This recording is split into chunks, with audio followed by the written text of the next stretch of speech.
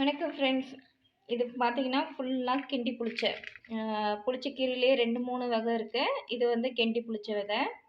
இதோடைய இலை பார்த்தீங்கன்னா, ஃபுல்லா இந்த பூ எப்படி இருக்கு, இந்த மாரி இந்த கலர்ல இருக்கும். நல்லா டார்க் ப்ரவுன் கலர் மாரி இருக்கும்.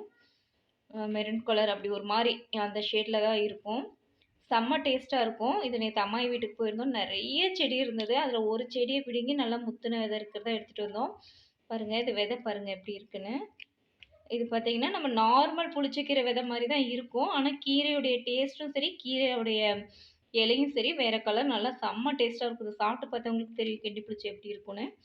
இது ஃபுல்லாவே வந்து ஒரு தாட்டி பயிரிட்டோம்னா, இது விதை விழுந்து விழுந்து ரிப்பீட்டடா முளைச்சிட்டே தான் இருக்கும். இந்த செடிய நம்ம நெனச்சாலும் அழிக்க முடியாது. அந்த அளவுக்கு ரிப்பீட்டடா வந்துட்டே இருக்கும். காட்டுல விதைச்சு விட்டுட்டோம் தோட்டத்துலனா. இது நம்ம தோட்டத்துல பயிரிடுறதுக்காக நேத்து எடுத்துட்டு வந்திருக்கோம். இன்னைக்கு காயணும் கொஞ்சம் விதைங்க.